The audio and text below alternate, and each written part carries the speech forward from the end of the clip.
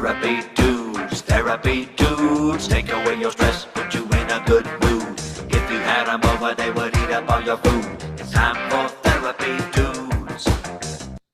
Welcome back to part two of our first pair of podcasts In a in while. 2026. Yes, we took a little break for winter break and we're back.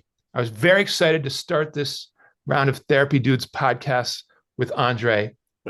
Had a big plan for today, and he just derailed me with his truth bomb of the grief that's going on.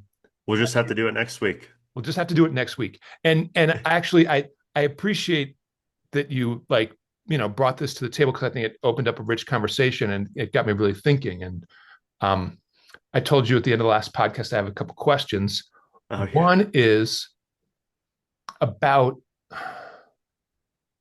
the morning process that you're experiencing, where you wake up and Yeah. that first, kind of like feeling comes up, and you're like, you just say to yourself each morning, like, I miss you, Dad. Yeah. And the what occurs to me is wondering, like, is there like some kind of intentional way you could like lean into starting the day with this process around your dad so that you're kind of ready for it and wanting to go into it instead of just sort of like kind of like caught by the like, how am I going to start my day now? I'm in my feelings. It's like maybe Yeah. that's the best time to like go into your feelings, Yeah. process some stuff with your dad and your grief, and then I think towards the end of that ritual there might be a way to tie it into like, all right, like, these are your values, Dad. I'm gonna like kick ass today in your honor. Yeah. I think that's a great suggestion. I think what really catches me is I am stuck in kind of an existential place around the two losses I experienced this past year. One was a client that was 24 that I had worked with for 4 years. One was my dad, who I've known my whole life, and um, seeing like like it's hard for me to go to bed at night because that's when the emotion hits. And so when I wake up in the morning, I'm usually waking up like half an hour before I got to get going somewhere, take my daughter to daycare or, I have this today and then I see clients all day. And it's just been more of like a thing I try to put off until the weekend where I hopefully have some time to process some of these things. But I'm I think for me a lot of it's coming from this place of and I hate to say this, but like maybe I have a this can't be the word exactly, but I don't understand what life is sometimes after someone dies, it like makes it existential for me. And I have my beliefs. I've shared some of them with you before, and I think that what happens to me is I feel that I want to understand what this is. That becomes the overarching like thing is like, where did my dad go? Will I see him again? Will he sound the same? Will he have his quirky little personality traits? Um, I I want that, and so maybe the issue is, and this is what I was trying to avoid saying, is like sometimes I feel like I lack faith or because it's just so hard for me to understand, to wrap my mind around what we're experiencing. Sometimes when I take a step back and actually think about life, what it is, I can see the value in it and I love it. It's not those kind of questions. It's not that kind of existential. It's the kind of existential of like, what is this exactly? Where are they exactly? And that's rough for me sometimes, you know? Because, like I said in last podcast, I'm used to having people around, and when they're struggling, I can be there for them and help them. And I have some sense of control or agency over the outcome, This is not like that. This is a finite, never going to undo situation, and these are two individuals I deeply cared for. And I don't know how to just like be like, well, I remember all these memories and how much they loved me and how much I cared about them and I'm just moving on. Like that's so hard for me. And I'm not saying anything you were saying. I wasn't mocking you when I was saying that. I'm just saying like that's what I try to do and I'm like, "Oh, I can't. I just remember my dad smiling. I remember him crying for the first time Mm, to me in the hospital, saying, I know I'm going to die, and me holding his hand and telling him, no, we're going to beat this. I remember fe a lot of firsts in those 4 months where he fell down. He was quickly diagnosed with, actually, they were off on the diagnosis, but he was diagnosed with cancer, lymphoma, B cell aggressive cancer. mm, And within 4 months, he died and he had his ups and downs. And in those 4 months, when I spent all that time with him, he revealed a lot about how mm, he really felt about life, about me, about our family, about his life. And wanted him to realize all the things he wanted before he died. And so that is something I get stuck on too. It's like, okay, now is he gone? Now that he's gone, does he have an understanding? Was it fulfilled? Is like, or or is that just it? Like all these things, but I am a believer, and I know that I'm not religious, but I do believe that, there is a afterlife and there is a God and I've told you I try not to be too religious or political on public platforms, but you know how I feel. yeah. Um,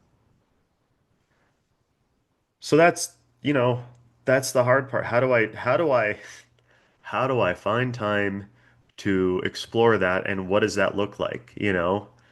And how do I come to terms with that? Is it just an acceptance of I will never know? Well, maybe I just got to work towards acceptance until I die. It's not a good feeling. Not for me. Yeah. Yeah. Yeah. Well, and I think that part of grief is not trying to like look on the bright side or find the silver lining or just, change our attitude. Like I feel like for small things, especially in our culture, there's just this idea of like, just reframe it in your mind, turn it into a positive and never like go into difficult feelings. And Oof. I Yeah. think grief and loss at this level demands a very different way to like process and resolve it because Yeah. you can't, just chase it away with busyness or positive Or thinking. reframing into positivity. So that's funny that you say that. I went to the funeral of my client. The parents invited me. I questioned if it was acceptable. I didn't speak at the funeral, because I wanted to maintain my um, anonymity and not let people know who I was. But I flew to California. We had that funeral, and I spoke to his parents, and his mom was telling me how she was tired, sick and tired of people coming up to her and telling her that there was a silver lining to all this and something good would come out of it. Um, I don't, I don't understand how people can say that to a mother who's grieving the death of her 24-year-old son. But apparently, like it happens, and I think that people are trying to do it because they don't want to see people in pain. They have good intentions. Um, you can't reframe this. There is no reframe that's like this is good somehow. Like this is somehow a benefit. This is ridiculously sad and not great. And I think validating that and sitting in that with someone who's grieving is way more powerful than looking at them and giving them, yeah, and I hate to say this, but it is lip service. I mean, you telling someone, hey, there's a silver lining in all this. Hey, some good will come out of this. I don't think that that's helpful, you know? Yeah. And I've had my relatives tell me like you need to let him rest. You need to they're lo like I love my relatives. But they say things like that. You need to only think positive thoughts. You need, like, I've had these kind of remarks made when I've kind of shared my grief with them, and I've found it infuriating. Not at them. I'm not upset with them. Just like hey, pretend like you're not hurting is basically what I'm hearing, Right, you right. know? Bury those negative feelings and thoughts. Right. And it's just not how it works. And I'm sure you felt the same way when your father passed away or in any of the grief you've experienced in your life if someone's tried to redirect you in that way. And you can tell that they want that it's loving, but what would you say is the most helpful thing that someone did for you while you were grieving your father's loss? Because you're 10 years removed from it. Right, right. Ooh.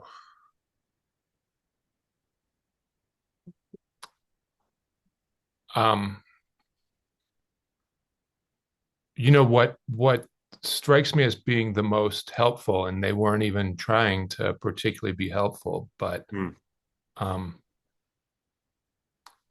I had, four young children at that point. They were like 2, 4, 7, and 9. And that, okay, here we go. Here we Whew, go. All right, let's feel whew, it. here we go. You're gonna make me Okay. feel my feels. Okay. Twice in a row. Um, I was not like suicidal by any right. I didn't, but Sure. but I certainly didn't really have this will to be like, I'm gonna go out and live my life. Right. I was just like, if I had like expired in a pile of depressed grief, I I just like there wasn't any sort of like no, like I would just been like, oh well, I guess this is how it ends for me too then. And the the thing that kind of brought me out of that like deep existential depression was, ooh, Yeah. hang You on. got it. You got it. Um, I felt like in every other aspect of my life, I Yeah. was replaceable, right? Like my clients would find another therapist, like, the basketball team would go on without me. Oh my God. Um, but my kids needed a dad. Yeah. Oh. And you had just lost your dad, so you knew what that felt like. Yeah. And Yeah. they were little, right? They were little kids. Yeah. Yeah. I feel you, man. And I knew I had to pull myself together enough to be a dad for them. And that was really Whew. important. And Yeah. it didn't make me feel better, but it gave me a reason and a mission and a direction and a way to like channel what I was feeling into functional action. Yeah. Wow. Oh, I feel that, man. That was very touching, Dan. You okay? Yeah. Yeah. No, I mean, I don't mind going there. I just know that it goes deep. Um, Yeah. It's a beautiful sentiment. It's a beautiful way to find a way to move forward through something tangible like your children that hold a lot of meaning to you. yeah. Well, and I mean, I know we've talked about this before in other ways, right? Like I feel that deeply when I sort of break down the things that I habitually worry about, right? We all have our sort of list. Yeah. I mean, so much of it is about my kids. And I feel like I've been blessed. I've lived a good life. Like I don't need to have other wins personally, but I want my kids to be okay. And Well, we got to change that mentality for the basketball court because I am sick of you losing. right, right. Well, I think I don't know on that level, Kidding. just to go off that path for on that path for a minute. Yeah. I just need to do really good physical self-care and not um like if I'm going to be playing basketball at this age, I need to do a lot of, in the gym on the machine, core body workouts, just Yeah. conditioning so that when I go and play, I'm not like yanking Hurting. my body around and Yeah. injuring myself. Oh, I didn't mean to pivot us from what you were experiencing.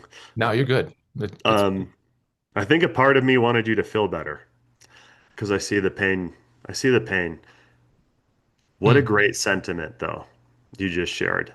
right. And And I don't even, it doesn't feel like pain. It just feels like deep, raw, like I love, don't know. It's not, I don't even know the right word for it, but it's just this like intensity of that, you know, sort of like connection, bonding to my kids and touching into that. And you've really always wanting them to be, prioritized them. what's I've that? always seen it. You've always prioritized your children. The first conversations I ever had with you were about your children and what you needed to do for them and what you were hoping for them and how you even reflected you tried to bounce some ideas on how you could improve certain things with your children with me. I think it's a really good orientation that you've adopted. And I have a similar one since my father passed away. And I totally understand where that's coming from because you never realize how important it is. And I said this recently, but I never knew what a blessing it was to feel whole until I didn't feel whole anymore and Hmm. my father was gone. And Yeah. even though I'm in my 30s, I still needed dad. And seeing how much that impacts me, it really motivates me to be there for my daughter fully and change anything that isn't working. So I understand the sentiment. I respect you for living that out. You're probably doing it better than I'm doing it. I'm trying to better my life all around. And my biggest fear changed from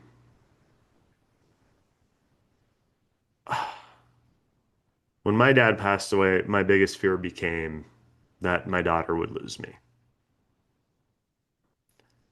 I don't know. It happened quickly. It was like this feeling of like, oh, this is how painful it is. I never want her to experience that. I don't want her to feel this lack of wholeness that I'm now going to live the rest of my life feeling, right? Because I don't think it gets filled. Even around my client, like that really hurt, and I was looking forward to him like growing up and us keeping in contact on some level and watching him have a family and, his career taking off. He worked very hard. He was a really good kid.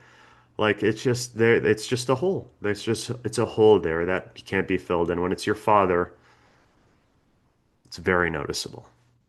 Yeah. So, thank you for sharing all that, Dan. I found it really touching. I'm sure it helped people. Right on. I know we got to wrap because we're up against the clock again. Yeah. Uh, yeah. Thanks for derailing my plans for this week and getting us to these topics because I really appreciate having, had this conversation with you and getting down into it. You bet. All right. See you guys next time. Thanks for listening. See you next week. Therapy dudes, take away your stress, put you